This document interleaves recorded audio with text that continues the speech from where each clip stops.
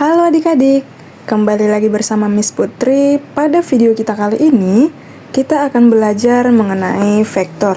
Nah, kita masuk ke konsep vektor dulu. Jadi kalau kalian ingat materi fisika, besaran itu kan ada dua, ya kan? Yang pertama besaran skalar, dan yang kedua besaran vektor. Oke, kita tulis dulu.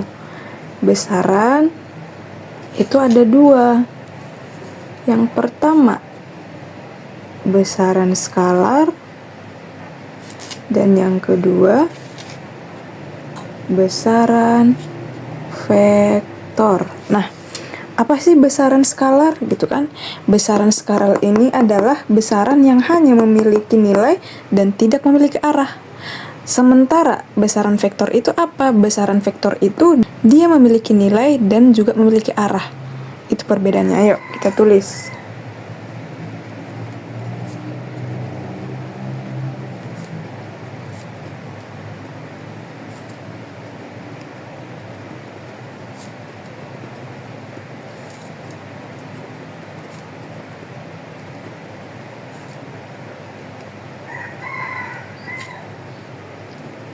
Kemudian besaran vektor itu adalah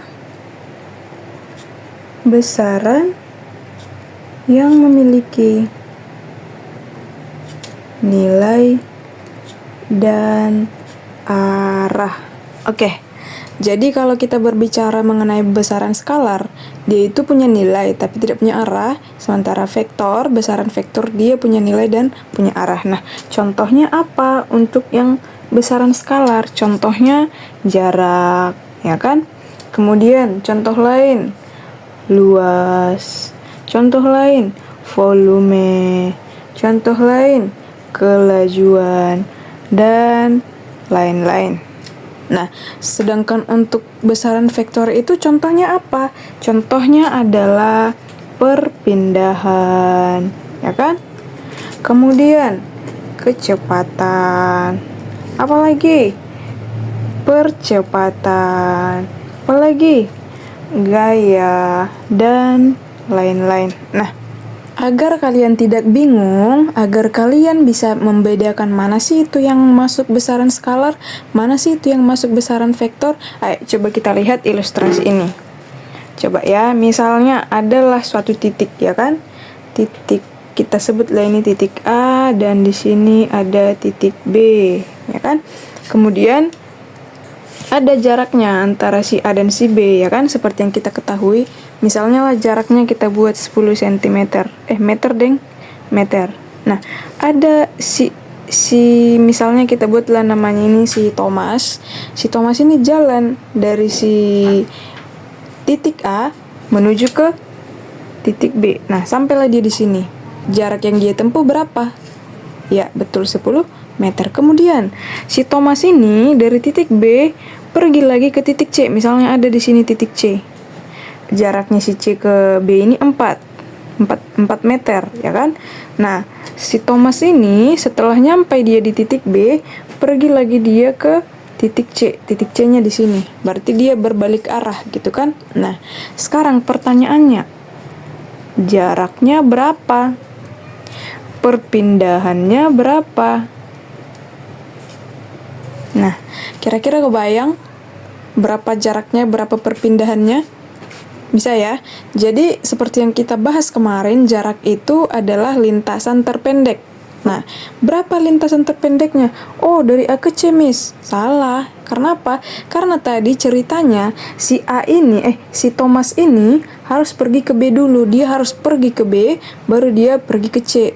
Dia nggak bisa, kan kalau misalnya ada pilihan, kalau misalnya dia disuruh milih ke C langsung atau dari B dulu ke C, itu kan lain cerita. Ceritanya di ilustrasi kita ini, dia harus ke B dulu, baru dari B ke C. Nah, sekarang jaraknya mana? Berapa? Berarti jaraknya adalah dari A ke B ditambah dari B ke C, ya kan? Sehingga bisa kita tulis jaraknya itu adalah dari A ke B tambah jarak dari B ke C. Berapa? A ke B berapa? 10, ya kan? 10 meter.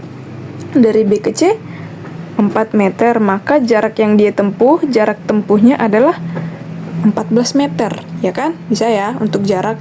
Kemudian sekarang yang ditanya perpindahan. Nah, dia pertama posisinya di A, ya kan? Kalau ditanya perpindahannya, sekarang dia posisinya udah di C. Dia udah pergi ke A dan balik lagi ke C. Nah, perpindahannya berapa? Ya perpindahannya ya posisinya yang di C, ya kan? Berarti perpindahannya adalah dari A ke C.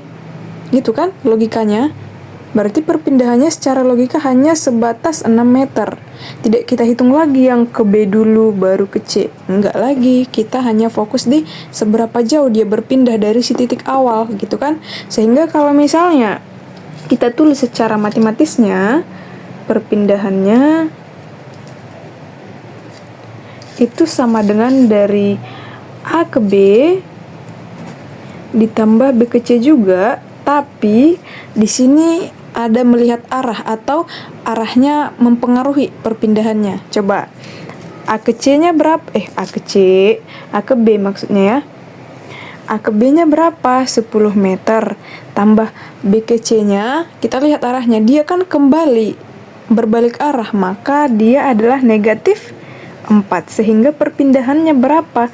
Perpindahannya 6. Jadi kalau kita perhatikan, si arahnya si Thomas ini diperhatikan dalam kasus perpindahan. Sehingga itulah yang dibilang tadi di pengertian kita, di mana besaran vektor itu dia punya nilai dan punya arah, ya kan? Sementara si besaran skalar, dia hanya punya nilai. Dia tidak punya arah. Dia ceritanya kan tadi dia pergi dari A ke B dulu, baru dari B ke C. Jaraknya tidak dihitung di situ arahnya. Oh, dia udah balik tadi, berarti itu nggak ada jarak gitu. Nggak bisa gitu. Jadi bisa ya. Itu untuk konsep jarak dan perpindahan pada besaran skalar dan besaran vektor. Itu perbedaannya. Ngerti? Oke, biar lebih gampang atau biar lebih ngerti, kita masuk lagi ke contoh lagi. Misalkan, contoh lain ya. Misalkan, katakanlah ini sebuah benda, ya kan? Sebuah benda. Nah, jadi di sini ada si Thomas juga. Si Thomas mendorong benda ini, gayanya adalah 100 Newton. Didorong benda ini ke arah kanan. Didorongnya. Saat. Kemudian ada lagi di sini siapa kita buat ya? Si Simon. Didorongnya juga benda ini tapi ke sebelah kiri. Besarnya berapa? Besar gayanya 120 Newton. Nah, secara logika, benda ini kemana nanti bergerak dia? Apakah dia tetap? Apakah dia ke kanan? Apakah dia ke kiri? Logikanya dia pasti ke kiri. Karena apa? Karena tenaga atau effort si Simon ini lebih besar daripada si Thomas, ya kan? Sehingganya nanti logikanya dia pasti bergerak ke arah kiri, ya kan? Nah, secara matematisnya bisa kita buat bahwa gaya si Simon ini dan gaya si Thomas ini kan bekerja pada satu benda, yaitu benda yang di tengah yang mereka dorong itu, ya kan? Maka untuk berapa gaya yang ada bekerja pada benda ini, kita tinggal jumlahkan, ya kan? Nah, secara matematis kita bisa menuliskan bahwa gaya yang bergerak pada benda ini kan gayanya si Thomas sama si Simon bekerja pada benda yang sama, ya kan? Sehingga ketika kita tuliskan, berarti gaya yang bekerja pada benda ini kita jumlahkan gaya 1 dan gaya 2, ya kan? Berarti F1 tambah F2 sama dengan, ingat, di sini arah mereka berlawanan, ya kan? Berarti 100 Newton dari gaya si Thomas ditambah berapa? Min 120 Newton dari gaya si Simon. Kenapa min 120? Karena apa? Karena si Simon itu mendorong ke arah yang berlawanan sama si Thomas. Dia mendorong ke kiri, gitu kan? Sehingga gayanya adalah negatif 20 Newton. Jadi gaya yang bekerja pada si benda ini 20 Newton, dan negatifnya ini itu artinya dia bergerak ke kiri. Berarti nanti si benda ini akan bergerak ke kiri. Oke, saya itu dia mengenai gaya, di mana gaya ini masuk ke dalam besaran vektor seperti yang kita bilang tadi. Oke, sekarang kita udah bahas mengenai konsep vektor itu gimana, gitu kan? Sekarang kita masuk ke cara menggambarkan vektor. Di sini kita akan belajar bagaimana cara menggambarkan vektor.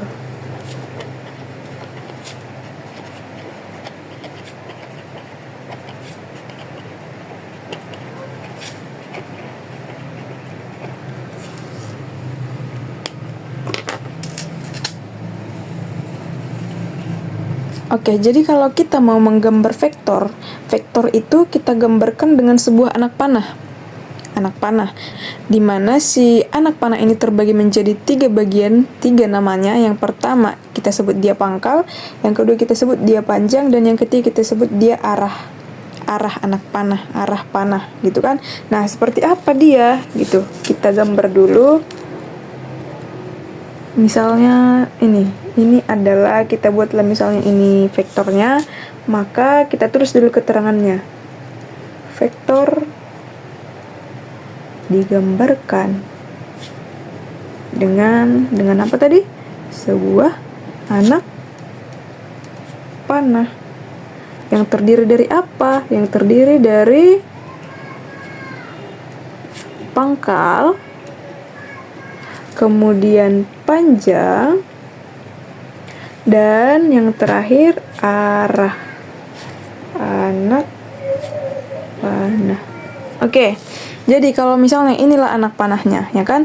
Mana yang disebut dengan pangkal? Inilah yang disebut dengan pangkal. Saya, di mana pangkal ini nanti menunjukkan titik awal si vektor itu, di mana dia titik awalnya gitu. Kita tulis ya, di mana si pangkal ini itu adalah menunjukkan titik awal vektor. Kemudian panjang yang mana? Panjang yang ini, yang kayak jarum ini, jarum sebiji, kan? Inilah kita sebut dengan panjang vektor. Nah, panjang vektor ini apa? Panjang vektor ini dia akan menunjukkan nanti besar atau nilai vektornya.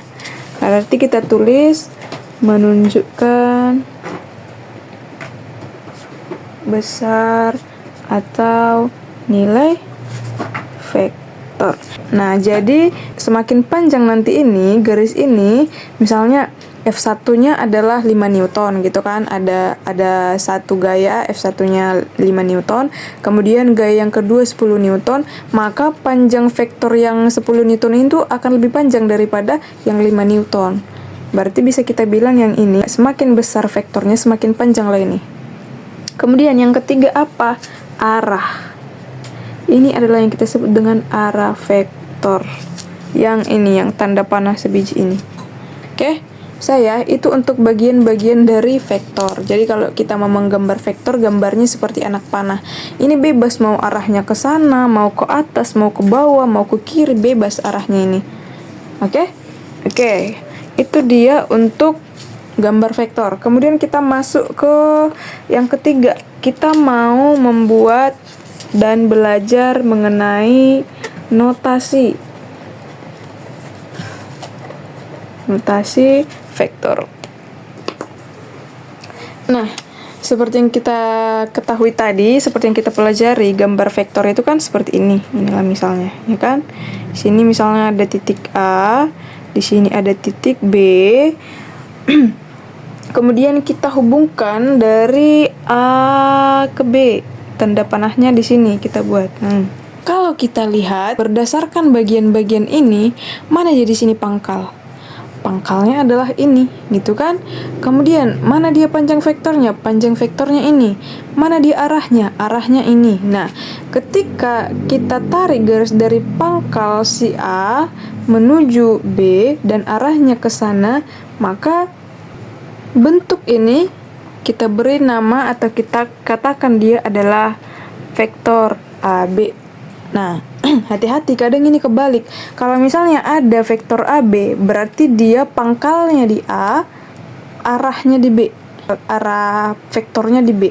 Nah, jadi kalau misalnya ada nanti seperti ini. Di sini tetap A juga, di sini B. Tapi arahnya di sini. Maka ini kita sebut dengan vektor BA. Oke, jadi arahnya diperhatikan seperti yang kita bahas dari awal. Pada vektor arahnya harus kita perhatikan. Oke, jadi Untuk notasi vektor ini ada beberapa dan bebas kita mau pilih yang mana.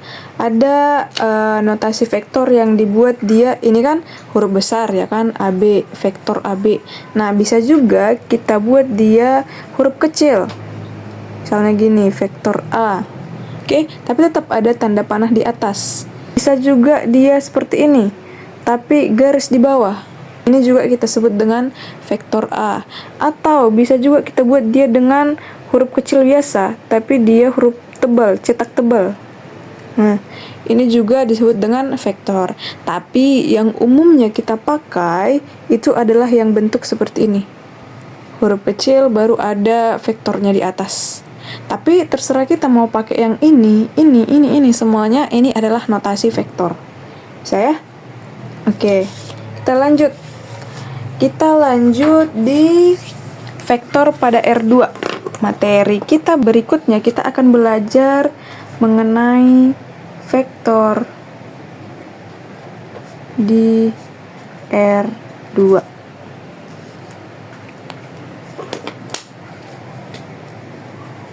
R2 ini apa? Kalau misalnya kita melihat R2, ini artinya sama dengan 2 dimensi juga. Dia di dalam bidang. Berarti kita tulis R2 ini berarti bidang atau 2 dimensi.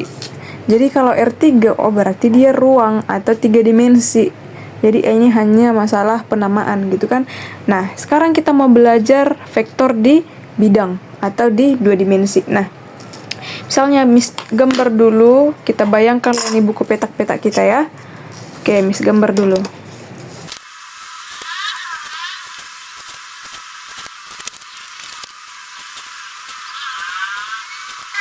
Kita bayangkanlah ini jaraknya udah sama, satu kotak dengan kotak yang lainnya ya kan.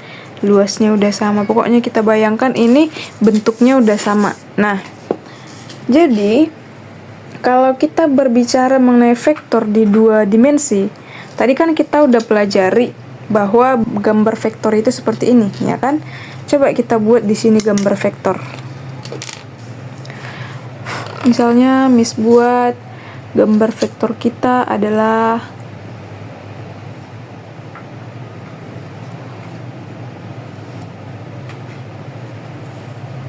ini.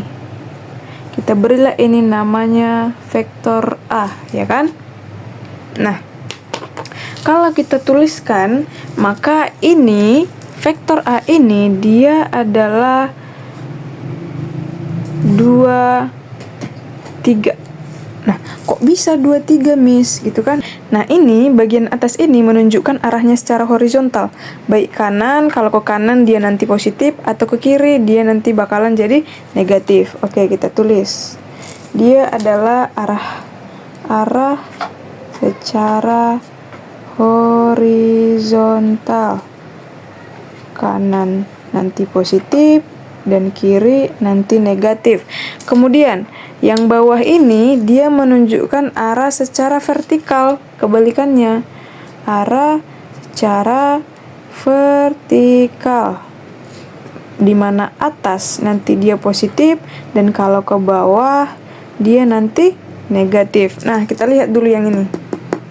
Ini katanya gambar kita ini kalau dituliskan dia jadi ini. Vektor A sama dengan 2, 3. Nah, gimana caranya? Gimana cara membuat seperti itu, Miss? Kita perhatikan yang pertama, pangkalnya kan di sini. Ya kan? Kita sebut pangkalnya di sini. Nah, yang bagian atas ini kita bilang dia adalah arah secara horizontal. Nah, secara horizontal ini secara mendatar. Kalau kita lihat dia bergerak ke sebelah mana? Ke sebelah kanan ya dari pangkal. Ini kan sebelah kanannya gitu. Kita lihat berapa satuan dia bergerak. Berarti ada 1, 2. Ada 2 satuan. Maka kita tulis dari sini 2. Karena dia ke kanan, maka arahnya positif, ya kan? Maka 2-nya positif. Kemudian kita lihat, yang 3 ini dia menunjukkan arah secara vertikal, atas bawah gitu kan. Kalau ke atas dia positif, kalau ke bawah dia negatif. Kita perhatikan, ini arahnya kemana? Kalau dari pangkal ke atas dong, maka kita hitung berapa satuan dia bergerak ke atas. 1, 2, 3. Berarti ada 3 satuan ke atas, berarti positif 3. Sehingga ini bisa kita tuliskan menjadi ini. Oke, misalnya ada lagi vektor lain. Mis gambarkan biar kita ubah dia ke bentuk seperti ini gitu kan. Mis gambarkan misalnya vektor lainnya seperti ini.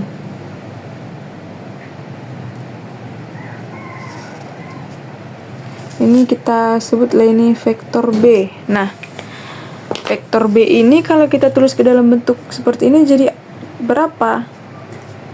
Kita lihat ke sebelah mana dia dari titik pangkalnya ini, ya kan? Ke sebelah mana arahnya? Ke sebelah kanan kah atau ke sebelah kiri?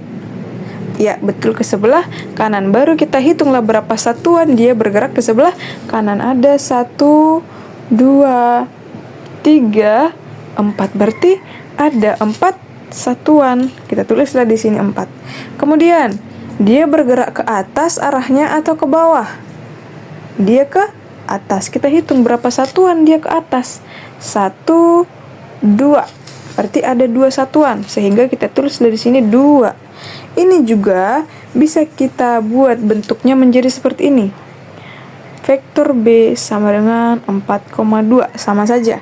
Atau bisa juga kita tuliskan dengan vektor B sama dengan 4I tambah 2J. Sama aja ya. Ini semuanya penyataan yang sama dari gambar si ini. Kemudian kalau Miss buat seperti ini, Miss buat lagi gambarnya seperti ini. Kita sebutlah ini vektor C. Nah, ayo. Kalau seperti ini gimana? Nah, kita lihat yang pertama titik pangkalnya di mana? Di sini, ya kan? Di sini pangkalnya. Baru yang pertama kita lihat itu arah secara horizontal. Ke arah mana dia? Ke kanan kah atau ke kiri? Oh, kalau dari titik pangkal kita lihat dia ke kiri.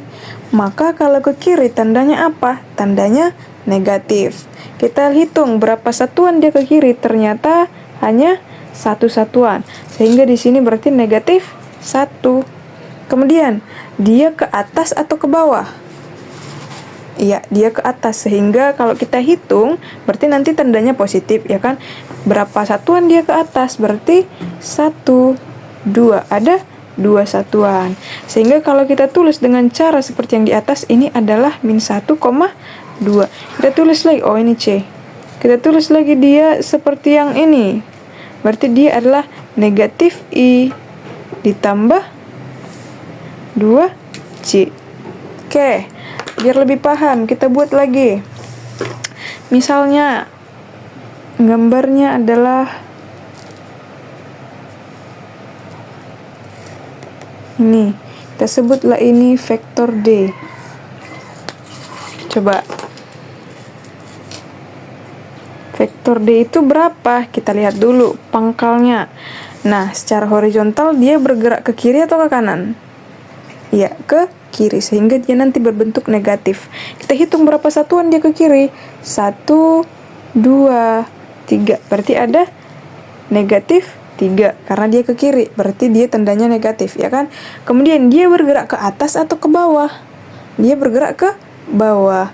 Sehingga kita hitung berapa satuan dia bergerak ke bawah. 1, 2. Berarti ada negatif 2. Sehingga kalau kita tuliskan bentuknya seperti ini juga bisa kita tulis dengan min 3, min 2. Atau dengan cara yang seperti ini, sama saja. Berarti dia adalah negatif 3I dikurang 2J. Oke, contoh terakhir. Kalau misalnya Miss buat seperti ini gambarnya.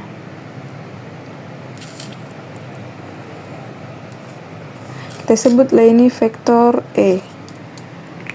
Nah, kalau mau kita tulis vektor E ini berapa? Ya kan? Pertama, pangkalnya dulu kita lihat.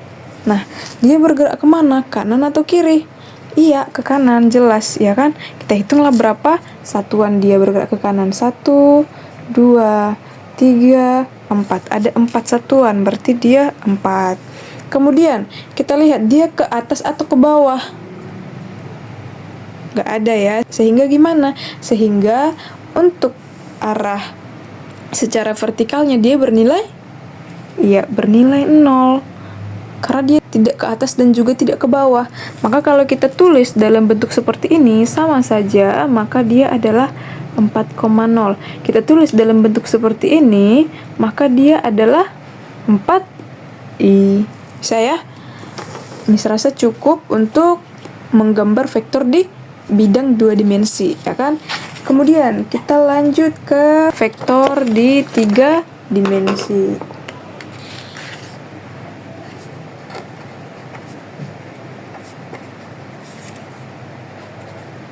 Nah,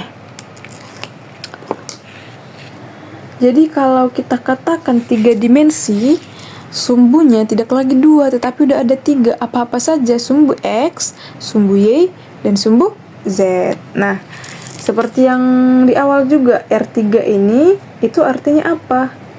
Artinya dia pada bidang 3 dimensi. Nah, kalau misalnya lah kita gambar, ya kan? Kita gambarlah 3 sumbu. Sumbu X, sumbu Y, dan sumbu Z. Kita gambar, coba ya. Gambarnya adalah seperti ini. Sekarang, kalau 3 dimensi itu kan berarti sekarang sudah ada depan belakang, kiri kanan, dan atas bawah, ya kan? Iya. Oke, gambarnya jadi seperti ini kalau sudah ada 3 sumbu. Nah, sekarang kita mau menempatkan mana di sini sumbu X, mana sumbu Y, dan mana sumbu Z. Jadi kalau di bidang 3 dimensi, yang datar ini dia menjadi sumbu Y, tidak lagi jadi sumbu X. Kemudian yang miring ini, inilah yang kita sebut dengan sumbu X. Sementara yang vertikal, yang ke atas, dia kita sebut dengan sumbu Z. Loh, kenapa, Miss? Karena ceritanya, ini si X ini ceritanya akan menjadi depan belakang, si Y ini samping kiri kanan, dan si Z ini atas bawah, ya kan? Nah, jadi kalau misalnya di sini mana daerah positif, mana daerah negatif gitu kan? Daerah positif untuk si Y yaitu di sini. Kita buatlah 1, 2, 3, 4. 1, 2, 3, 4. Nah, kalau si X ini mana? Ini enggak yang positif. Enggak ya. Karena apa? Ini kan ceritanya depan belakang. Depannya ini, belakangnya ini. Maka yang positif adalah yang di depan dan yang di belakang yang negatif. Kita buat 1, 2, 3, 4. Sekarang yang Z. Yang Z tidak jauh beda, berarti yang positif adalah yang atas, ya kan? 1, 2, 3, 4, 5. 1, 2, 3, 4, 5. Dan yang bawah-bawah ini adalah negatif. Nah, sekarang kita mau menggambar kalau yang dikasih itu angkanya, gitu kan? Angka vektornya seperti yang tadi, vektor B sama dengan 2, 3 gitu kan? Nah, kalau kita dikasih yang itu, misalnya kita dikasih nih si vektor A itu adalah 2, 3, 5. Nah, sekarang kita disuruh menggambar si ini pada bidang ini, bidang 3 dimensi ini. Gimana sih caranya? Oke, perhatikan. Yang pertama, kita harus tahu bahwa si 2 inilah dia pada sumbu X, si 3 ini pada sumbu Y, dan si 5 ini pada sumbu Z. Langkah pertama, kita buat dulu di mana si titik ini, ya kan? 2, berarti dia di sini. Ya kan? Kemudian di sumbu Y dia 3, berarti dia di sini. Kemudian di sumbu Z dia 5. Oh, berarti dia di sini. Nah, langkah kedua, kita hubungkan dulu si sumbu X dan sumbu Y. Oke, gimana cara menghubungkannya? Yang pertama, kita menarik, kalau misalnya kita mau menghubungkan ke Y, berarti dia di sumbu datar, gitu kan? Maka kita tariklah garis dari si sumbu X ini datar ke arah Y, dengan jumlah satuannya adalah sebanyak sumbu Y. Maka ini berapa satuan? 1, 2, 3. Maka kita tarik datar ke arah sumbu Y, si 2 ini searah 3 satuan. Oke, kita buat 3 satuan.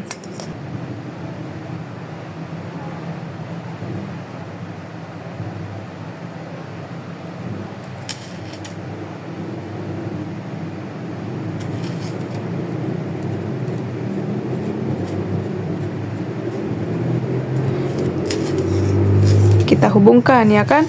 Kita tarik garis dari sumbu Y ke X, dia sejajar si sumbu yang ini. Berarti dia harus miring, karena sejajar, ya kan? Nah, ini dia titik temu dari si sumbu X dan Y, ya kan? Kemudian yang kedua, kita tarik si sumbu X pada Z, pada sumbu Z. Berarti berapa satuan? 1, 2, 3, 4, 5. Berarti ke atas sebesar 5 satuan dari si sumbu X, gitu kan?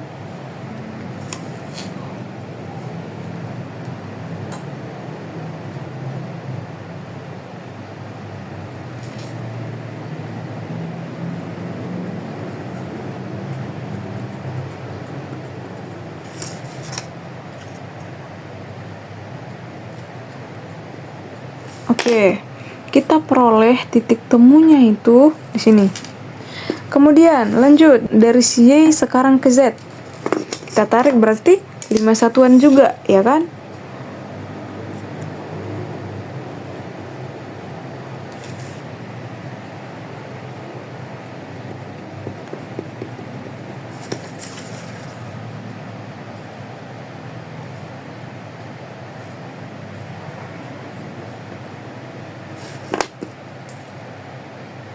Oke. Yang terakhir, kita tarik garis dari titik temu XY ini ke Z. Berarti dari si ini, si titik temu XY ke Z.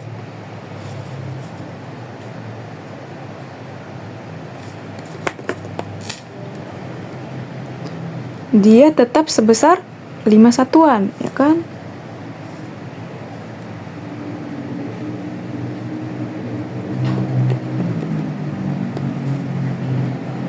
Lalu kita hubungkanlah garis-garisnya.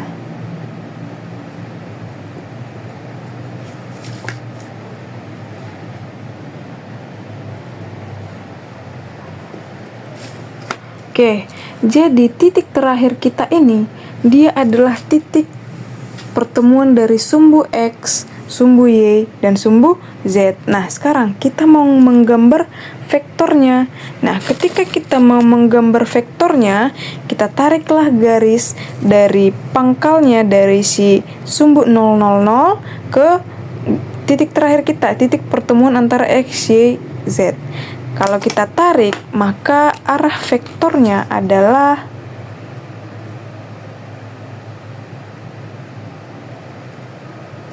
ini. Jadi disinilah dia sih vektor A. Bisa ya? Atau kita buat satu contoh lagi. Oke, kita buat satu contoh lagi. Ini kan untuk semuanya dia positif, ya kan? Sekarang gimana kalau ada yang negatif, gitu kan? Coba kita masuk ke contoh kedua. Kalau misalnya kita diberikan vektor B, yaitu negatif 2, dan 5. Nah, ini ada negatif nih, gimana cara menggambarnya? Sama saja, hanya saja arahnya harus kita perhatikan. Oke, kita gambar lagi koordinatnya ya. Oke, ini sumbu apa? Sumbu Y. Ini sumbu apa? Dan ini adalah sumbu X. Oke, sekarang yang sumbu X berapa? Negatif 2. Oh, berarti di bagian belakang. Kita buat 1, 2, 3. Ini di sini negatif 2. Kita buat di sini 1, 2, 3, 4. 1, 2, 3, 4. Negatif 1, negatif. Di sini kita buat 1, 2, 3. Negatif 1, negatif 2, negatif 3. 1, 2, 3. 1, 2, 3. Kemudian untuk sumbu Z kita buat 1, 2, 3, 4, 5, 6. 1, 2, 3, 4, 5, 6. Oke. Langkah pertama, kita lihat si vektornya. Yang pertama, untuk sumbu X, dia adalah negatif 2. Kita tandai mana negatif 2? Oh, ini. Kita buat titiknya, ya kan? Kemudian, untuk sumbu Y, dia juga negatif 2. Oh, di sini, ya kan? Kemudian, untuk sumbu Z, dia 5. 5 itu di atas. Nah, itu langkah pertama. Kemudian langkah kedua, kita mau hubungkan si sumbu X dan sumbu Y seperti cara kita yang tadi, ya kan? Langkahnya adalah kita tarik garis mendatar ke sebelah kiri dari si titik X sejumlah satuannya si titik Y itu. Berapa satuannya? 1, 2, ya kan? Sehingga kita tarik dia sejauh 2 satuan ke kiri. Arahnya kita perhatikan ya.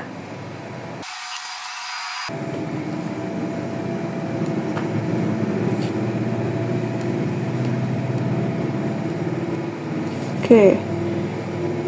Kemudian kita tarik garis dari si sumbu Y sejajar dengan sumbu X yang tadi. Berapa satuan? Negatif 2 juga. Berarti dia ke belakang karena negatif, ya kan? Oke, dapatlah kita titik temu dari si sumbu X dan sumbu Y itu yang ini. Oke. Kemudian kita tarik lagi garis dari si sumbu X ke Z. Ke Z itu berapa satuan? Oh, ke Z itu 5 satuan. Sehingga dari sini kita tariklah 5 satuan ke atas. Karena arahnya apa? Arahnya kan ke atas, positif, ya kan?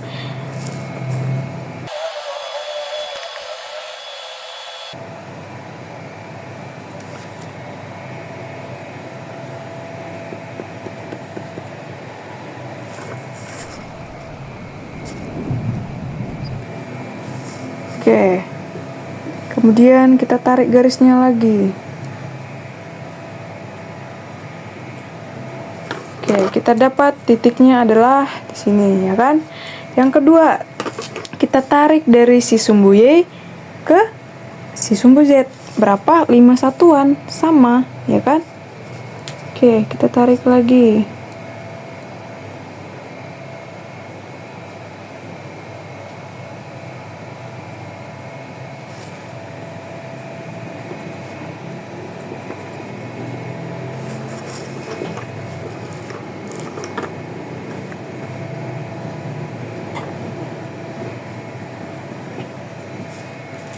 Kita dapat titiknya di sini.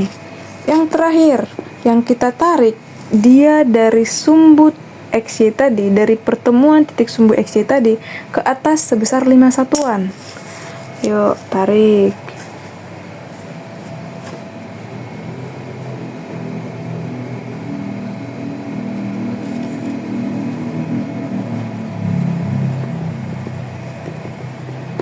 Kemudian titiknya kita satukan ke titik-titik yang di sampingnya.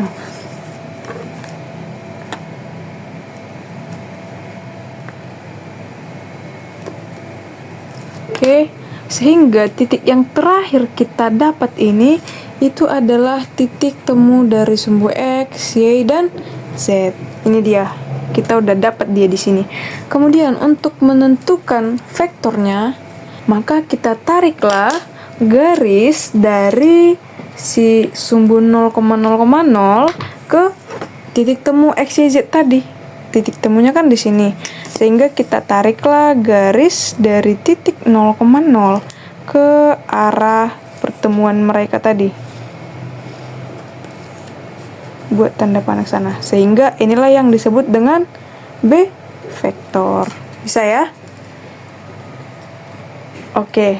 Jadi itulah dia adik-adik mengenai pengantar vektor kita, yaitu gimana caranya menggambar vektor di 2 dimensi dan 3 dimensi. Jadi untuk video kita kali ini hanya sampai di sana. Itu dulu untuk hari ini. See you besok.